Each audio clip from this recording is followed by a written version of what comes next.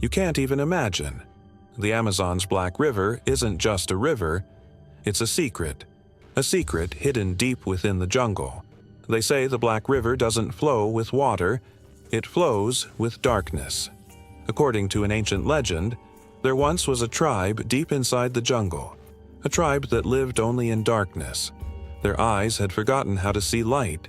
Their existence thrived only in shadow. Anyone who passed through their territory never returned. People say, the Black River took them. Another tale claims that beneath the Black River lies an entire buried city. A city that was once humanity's first cradle. But when they discovered something forbidden, the earth swallowed them whole. A Brazilian researcher, Dr. Helena Costa, once wrote in her journal, "I've collected data from every corner of the Amazon. But beneath the Black River, there's an unknown heat source, like something alive." After that research, Helena vanished. Only her recorder was found, and in the middle of water, one voice could be heard. "Go back. It has awakened." An American journalist, Jackson Moore, went deep into the jungle to film a documentary. But whatever he saw never made it to the stream. Inside his camera, only one message was found. This jungle wasn't made for humans, and the Black River belongs to something else. Some locals say the Black River's waters never harm anyone, as long as its secret is left untouched. But once, someone dropped an ancient idol into the water, and the river changed color. Its blackness deepened, as if it had consumed something. And from that day, every full moon, a strange sound echoes, like someone speaking in an ancient tongue. There is a tribe inside the Amazon. They want to reveal their name, and they say a deity lives in the Black River.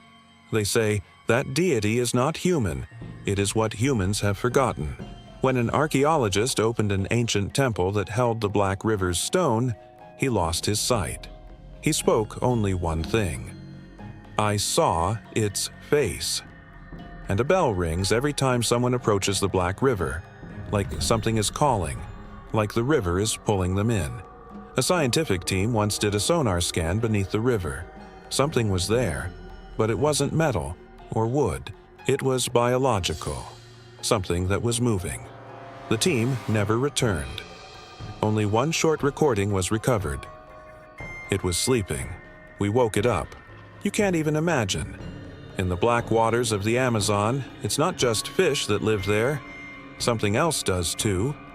An old grandmother's tale says, "In waters where you can't see your own reflection, your very existence fades away." At night, when the darkness deepens, strange sounds rise from the surface of the Black River, as if someone is calling. An explorer, Felipe dos Santos, wrote in his journal, "I can hear a voice. The water is calling me by name." A tribal elder once said, "That voice doesn't come from the water. It comes from the darkness within it." Some people have seen it, a black canoe with no oars, no passengers, yet every night it silently drifts along the riverbank. They say if you ever see that canoe, your face will be trapped in the river's waters forever. In 1942, an American soldier passed through this region. In his notebook, he wrote, "That girl, her eyes held the river, and her soul, death." There exists a document, classified. It states, Region 32, no entry, paranormal aquatic anomalies, authorization denied. When people travel on small boats through the Black River, their watches stop. Compasses spin wildly. An old man, known by many as the Curse Keeper, once said, "You're not just traveling through water, you're entering the ancient wounds of time." A tribal symbol, found only inside the caves beneath the Black River, has an inscription. Whoever went in, never returned. Someone once captured a video. In the darkness, a figure was walking on water. When the camera zoomed in, those eyes were staring directly into the lens. Those eyes are still trapped inside that camera. There is a place in the middle of the Black River where the water turns completely still. No ripples, no sound. People say that's where an invisible gate exists. a gate that only spirits can pass through. A young couple once camped there. By morning, their tent remained, but they were gone.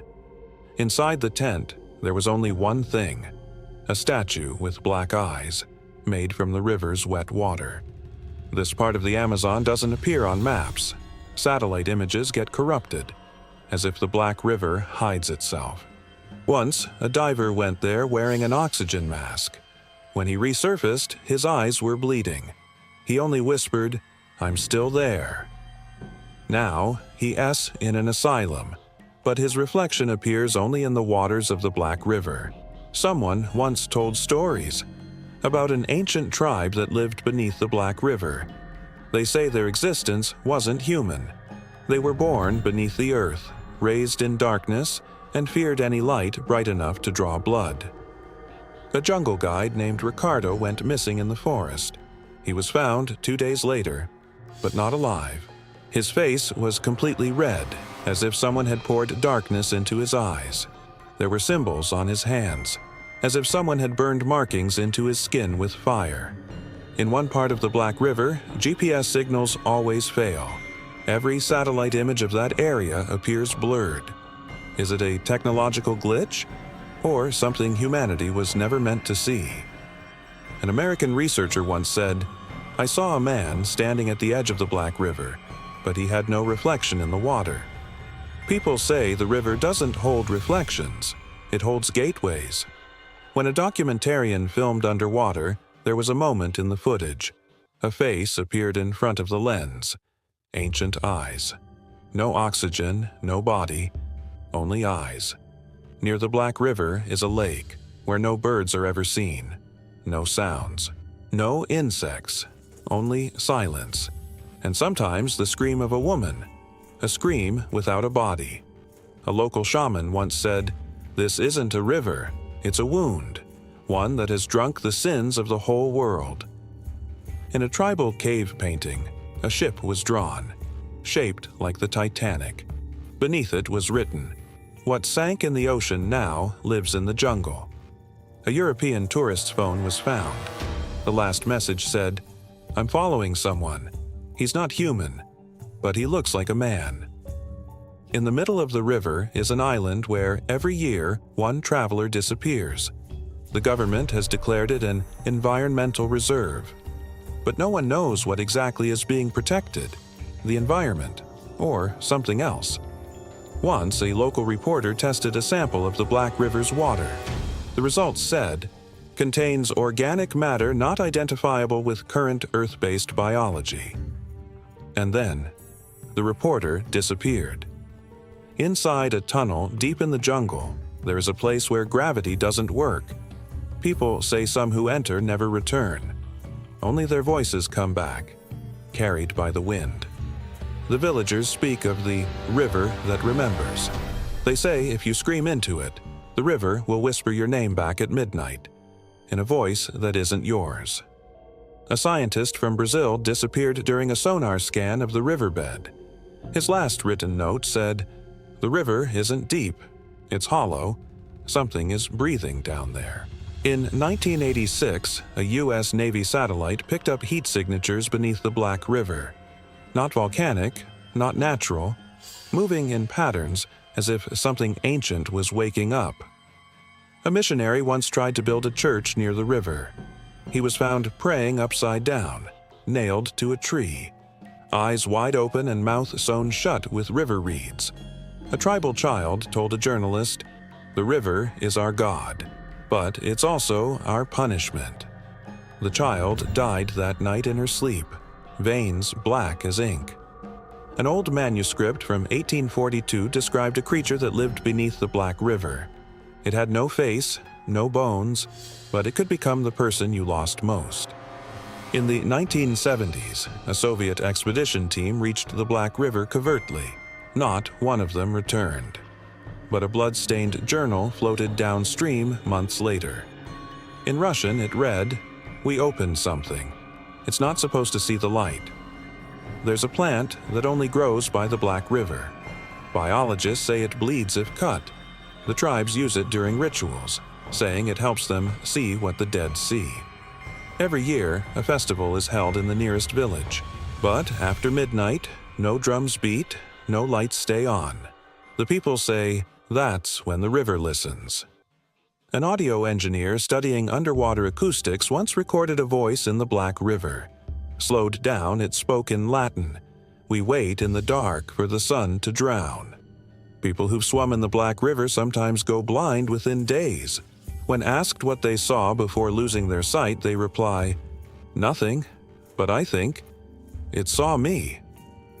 Deep divers report hearing a heartbeat, not theirs, in sync with the current.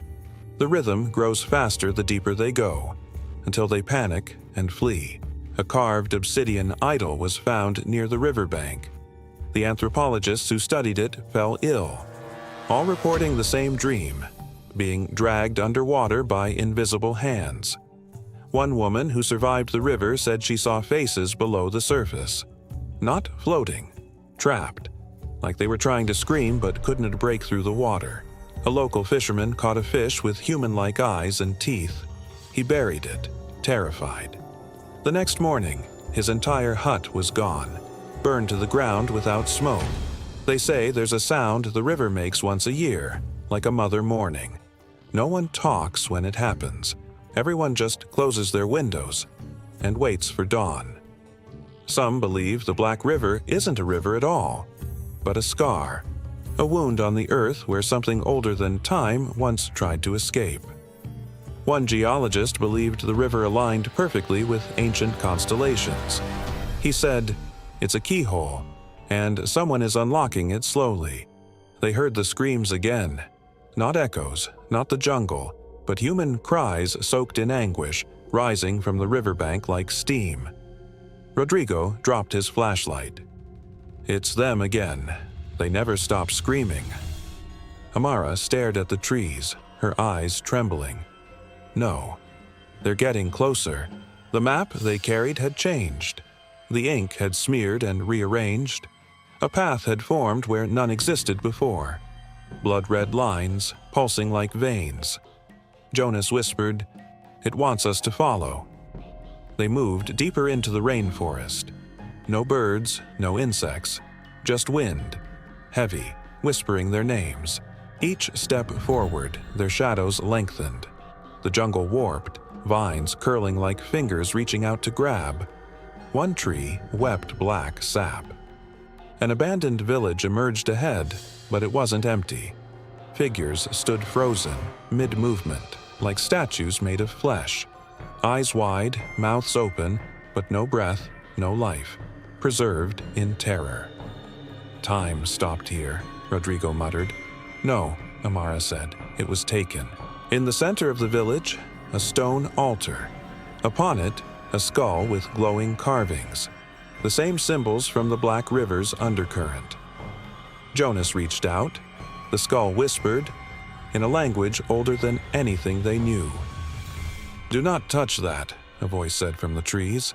A man stepped out, face covered, tattoos glowing under the moonlight. "I am from the Watchers," he said. "You are not supposed to be here." "Then who is?" Amara asked. "The ones who never left," he replied. "The ones who crossed the river but never crossed back." Suddenly, the skull pulsed. The ground trembled. The forest screamed. The sky darkened, and black rain began to fall. Not water, but ink. Ink that burned. "They know you're here now," the Watcher said. "You've awakened the forgotten." From the forest, dozens of eyes blinked open in the darkness. Not animals, not human. Shapes twisted, bodies crawling on air, dripping the same ink as the river. Rodrigo turned to run. The village vanished behind him, swallowed like it was never there. They were alone again. No sound, no trail. But the ink, it had seeped into their skin. Jonas looked at his hands. Symbols were forming. "Amara," he said, "I think we're becoming the map."